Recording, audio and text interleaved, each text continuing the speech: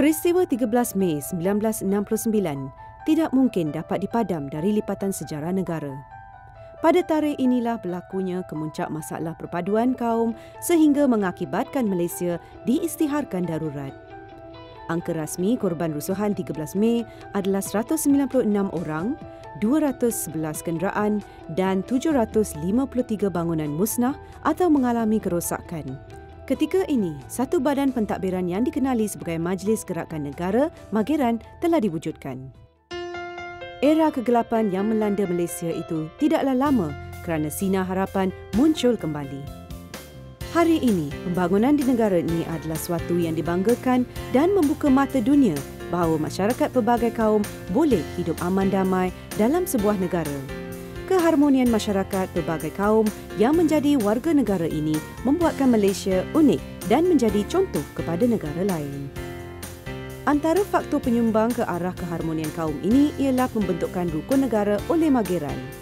Sungguh pun umum mengetahui rukun negara, kebanyakan daripada kita tidak menyangka salah seorang penyumbang idea ke arah pembentukan rukun negara adalah seorang sejarawan yang banyak menyumbang pemikiran kritis kepada kelangsungan pembangunan Malaysia.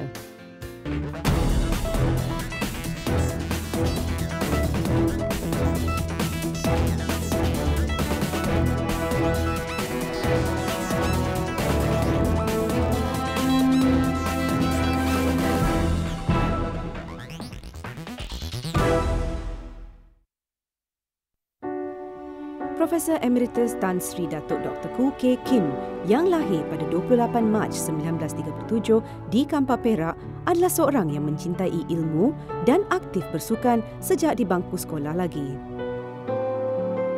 Beliau yang lahir sebelum Perang Dunia Kedua meletus memberikan satu kelebihan kepada beliau untuk menyaksikan dan menempuh pelbagai peristiwa penting yang berlaku di negara ini.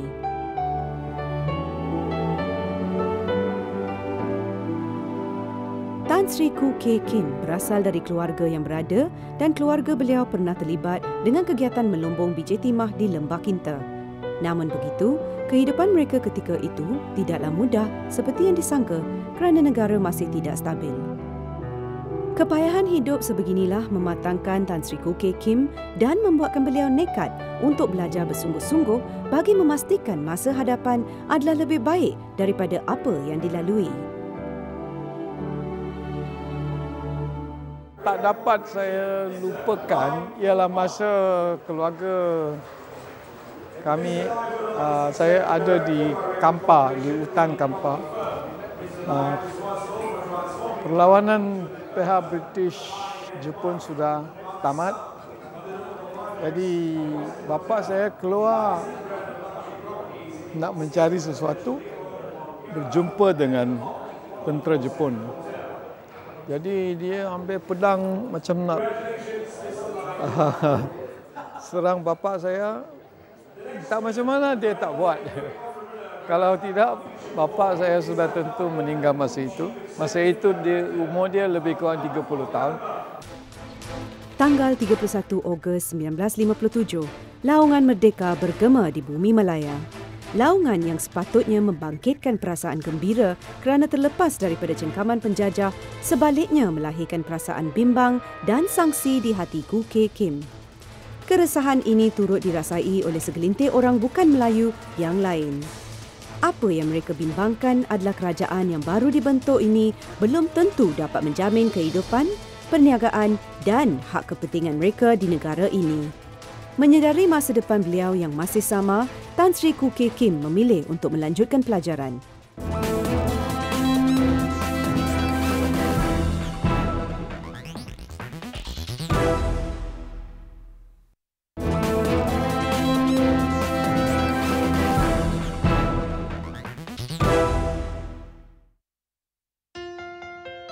Tan Sri Khoo Kay Kim melanjutkan pelajaran dalam bidang sejarah di Universiti Malaya, Singapura. Beliau kemudiannya menjadi guru sekolah sebelum memulakan kerjaya sebagai seorang tutor di Jabatan Sejarah Universiti Malaya pada tahun 1964. Bermula di sini hingga ke hari ini, profil kerjanya bermula. Beliau menjadi tenaga pengajar bukan Melayu pertama yang menggunakan bahasa Melayu sepenuhnya semasa sesi pengajaran. Pada tahun 1981, barulah wujud undang-undang yang mewajibkan penggunaan bahasa Melayu semasa sesi pengajaran di semua universiti awam. Namun, Tan Sri Koo Kay Kim sudah pun mengajar mata pelajaran sejarah Malaysia sejak tahun 1965.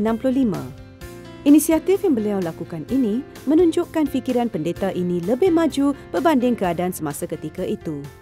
Saya rasa begitu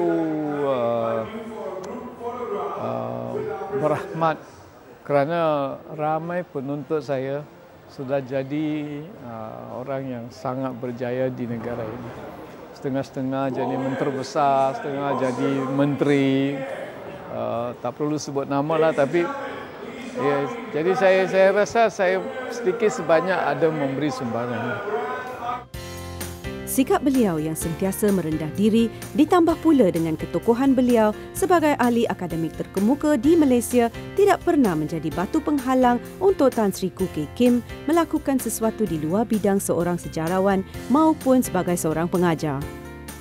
Walaupun pelajar beliau bersilih ganti, Tan Sri berpesan bahawa mempelajari sejarah ialah merancang masa depan dengan mengambil iktibar peristiwa yang lalu.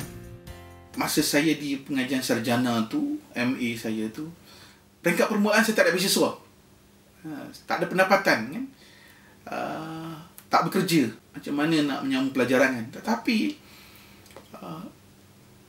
Profesor Koo ni sanggup bersusah payah kan, you bagi tahu pada dia lah, berikan dia alamat, dia akan sanggup menulis surat untuk saya kan, meminta agensi atau institusi mana-mana kan, bantuan kewangan untuk membantu pengajian saya. Saya rasa dengan surat-surat dia, dengan kedudukan dan surat-surat dia sangat membantu saya dalam mendapatkan sumber-sumber kewangan. Sebab itulah saya salah satu sebab mengapa saya boleh berjaya dalam MA saya kan, sebelum saya menjawab jawatan pensyarah ni kan, saya tak ada kerja, adalah bantuan surat-surat Profesor Koo ni lah kepada syarikat-syarikat luar, kerana nama dia itulah, dan mereka percaya pada dia ni lah. Pemikiran beliau sebagai seorang rakyat Malaysia turut diterjemahkan ke dalam kehidupannya apabila beliau mendirikan rumah tangga dengan Puan Sri N. Radhimalar dan dikurniakan 3 orang anak lelaki. Apabila seseorang menguasai sejarah, beliau mampu menguasai pelbagai bidang termasuklah sastra, ekonomi, politik, sukan dan pelbagai perkara lain. Kenyataan ini ada kebenarannya kerana Tan Sri Koo Kay Kim adalah seorang yang memiliki pemikiran kritis, mampu bercakap tentang apa jua topik dengan pemikiran yang bernas dan idea beliau itu kemudiannya ditulis di dada media perdana. Apa yang lebih menarik, sikap beliau yang mesra media membuatkan Tan Sri Koo Kay Kim kerap muncul di arus media perdana untuk berkongsi pandangan. Namun begitu, ada juga segelintir pihak yang menyalah tafsir atau mempersoalkan apa yang cendekiawan ini ingin sampaikan kepada masyarakat. Tan Sri pernah dikritik, kononnya status beliau sebagai seorang sejarawan tidak melayakkan beliau untuk mengulas tentang sukan. Hakikatnya, Tan Sri adalah individu yang bertanggungjawab memperkenalkan ijazah sukan yang pertama di negara ini. Beliau juga merupakan profesor sejarah pertama di Malaysia. Malah, gaya pengajaran beliau yang mahu pelajarnya memahami topik sejarah dan bukan menelan bulat-bulat apa yang beliau sampaikan. Dengan pencapaian besar sebegini, masih ada juga pihak yang cuba memutarbelit kata-kata beliau.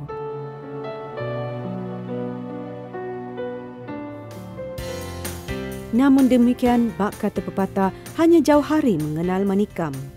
Usaha konsisten beliau dalam memberikan buah fikiran bagi membantu pemimpin negara memacu pembangunan Malaysia tetap dihargai. Sekiranya Tan Sri Koo Kay Kim pernah bimbang akan penubuhan negara Malaya yang bakal menggugat kehidupan beliau di masa depan, hari ini beliau mampu tersenyum puas kerana cendekiawan ini turut memainkan peranan dalam membantu sebuah negara bangsa untuk merasai kenikmatan yang kita kecapi. Ini melayakkan beliau untuk menerima pelbagai anugerah dan penghargaan baik di dalam maupun di luar negara atas jasa beliau. Tan Sri Koo Kay Kim bermula dari bawah, namun berkat usaha, keikhlasan dan kesabaran, Beliau diberikan amanah untuk memegang pelbagai jawatan tertinggi baik di dalam universiti maupun di luar kampus UM. Walaupun semakin berat tanggungjawab yang dipegang, namun beliau berjaya melaksanakan semuanya dengan sempurna. Dipersilakan menghadap Profesor Emeritus Tan Sri Dr. Khoo Kay Kim. Sebagai seorang yang aktif memberikan pemikiran bernas, aktif menulis, memiliki sifat-sifat positif yang disemai kepada pelajar beliau, mampukah generasi akan datang mengikut jejak langkah Tan Sri Khoo Kay Kim?